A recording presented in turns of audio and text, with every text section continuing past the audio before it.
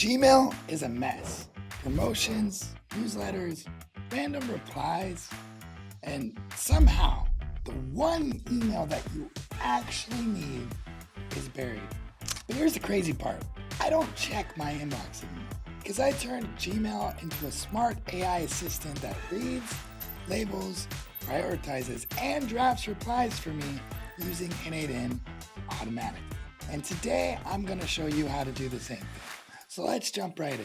In order for this workflow to work, you have to connect Gmail and ChatGPT. So here's how to connect both of those. If you guys don't want to see that, you can go ahead and skip.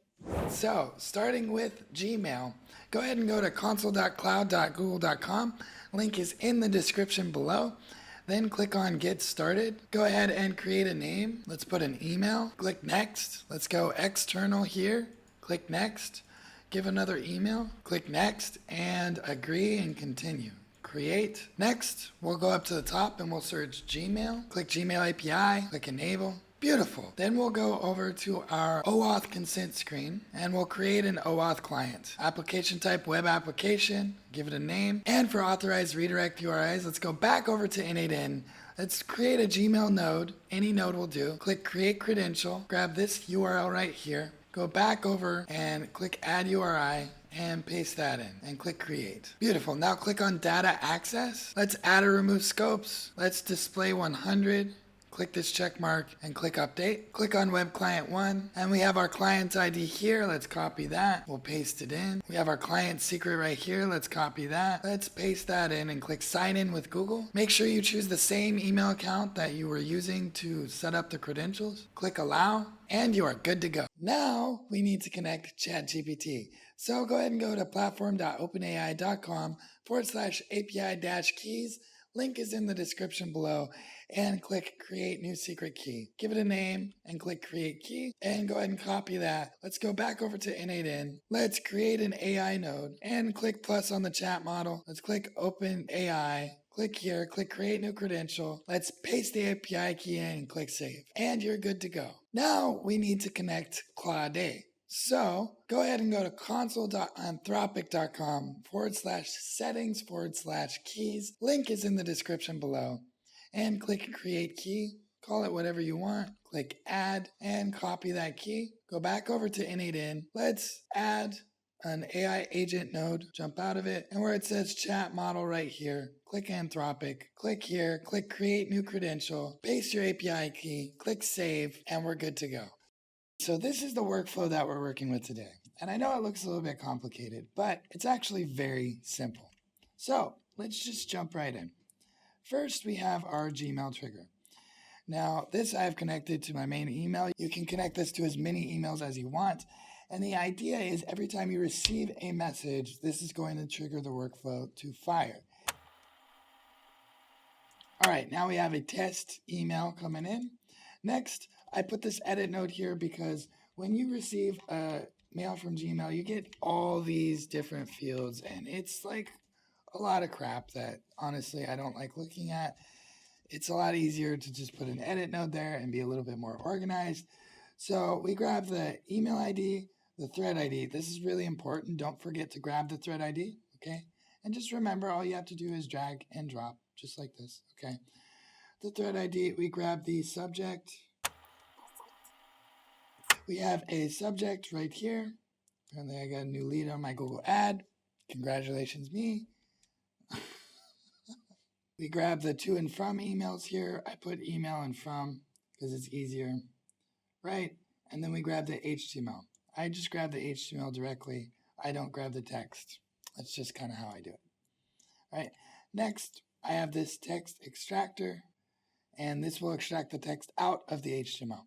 The reason why I'm doing that is because sometimes the Gmail, if it's certain email type, the text will be empty, but the HTML will be full.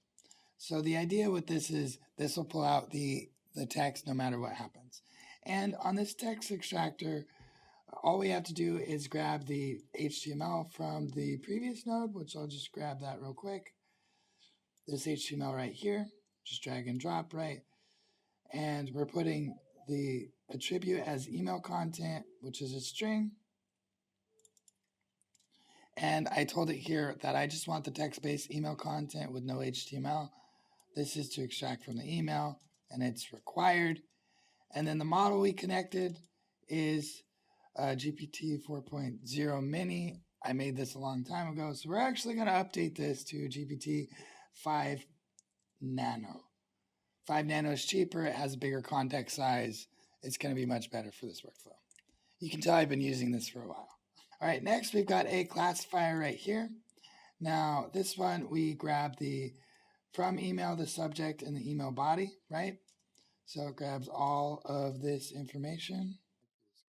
And then I have a bunch of different categories here. So the way this works is you're going to want to make a new category for every single label that you want to use in your Gmail. So you could have one for spam, you could have one for new leads, you could have one for current clients, you can have one for opportunities.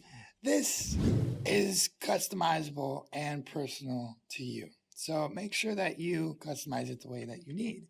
And with every single one, you put a category, which is a name, and then you put a description of what that is. It's really important that you put a good description because this is how the AI is going to determine where to route the email based on the email content. So it's really important that you do this correctly. And I actually added a spam filter as well because I find that Google spam, even though it works, I still get spam. So I added my own spam filter, which is a little bit worse than Google's. I mean, a little bit worse for those who are emailing me. All right, and then as far as the models go, again, I was using 4.0 mini. It's been a long time, so we're going to switch that over to 5 nano. Beautiful. And then the next thing we're going to do is we're going to add nodes. These are Gmail nodes, where all we do is we grab the message ID, which is on the edit node that we had earlier. So just drag and drop. And then we grab the label from the drop down right here, okay? And these ones are called system emails. In my mind, system emails are any emails like, oh, your payment's coming due, or hey, this is your receipt, or anything related to just crap from things I've bought and whatever systems I use go under that label because I just don't want to see those emails. I don't care. If I want to see them, I'll look at them later, right? But you're going to want to add one of these nodes for every single email type you're trying to filter. Now for these first two, the system and spam, I just label them and filter out of them in my inbox. So there's nothing else to do after that. You just label it, it's gone, you're done. So next we have clients and two different opportunity nodes. Why do I have two different opportunity nodes? Because I have sponsors reaching out to the channel all the time and I have new clients reaching out. So I want to make sure that I differentiate the two into two different labels, right?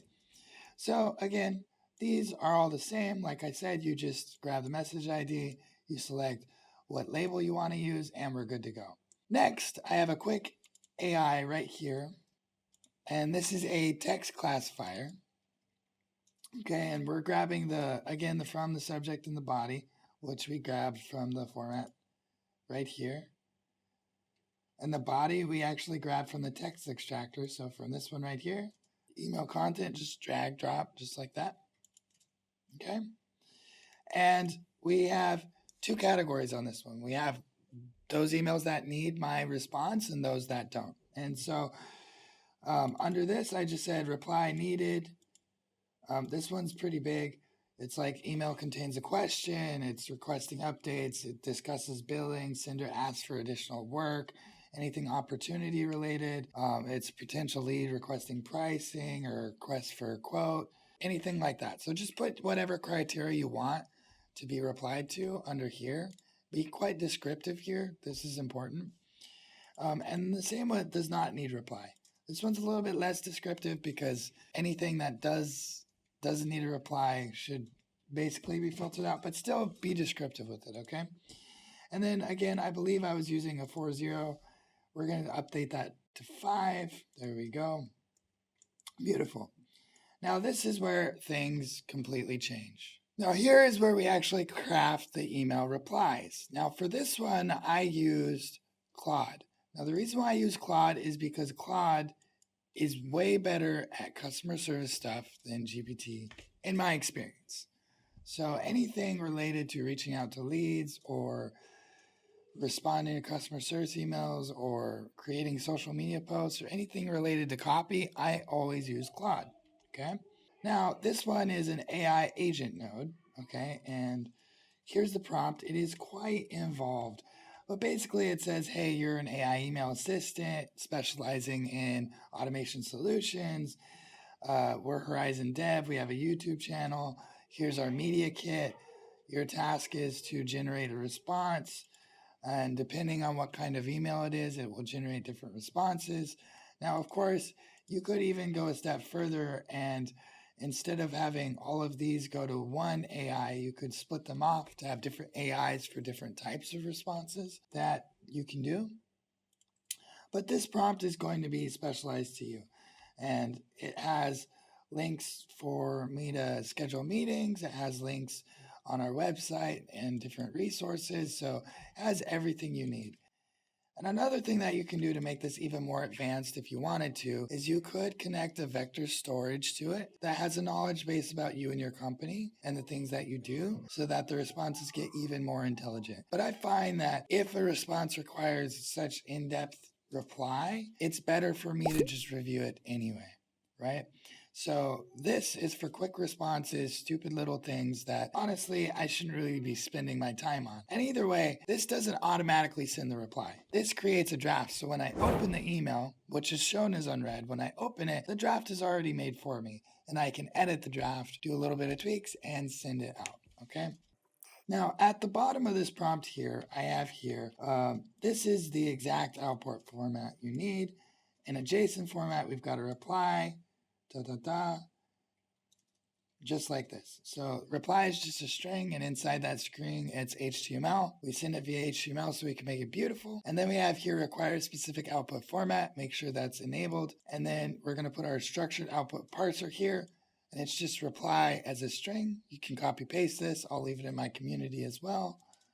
And then with this, we just connected a ChatGPT. And so now whenever the Claude AI gives a response that doesn't quite fit a JSON format, the GPT-5 Nano will fix the response so it does. And finally, we have our create a draft email, right? And here, pick the right email, resource draft, operation create, the subject. We're going to use the same subject so we can grab that from the edit node we put at the beginning, right? We have our message here. Now this message is the response that is made by the previous AI, this one right here.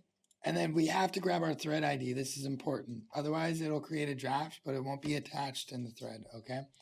So you find that again in the edit node, just drag and drop the thread ID. And then the to email would be the from on the format reply. Now this makes it to where whenever you open the email, even though it shows as unread, when you click on it, you have a already made reply ready to go, ready to send. If you want to learn how to package automations just like this one to sell to clients, then you have to check out my preschool community. The link is down below. If this video helped you guys out, then you have to watch my video about how to streamline your client onboarding process. So be sure to check that out, and I'll see you guys next time.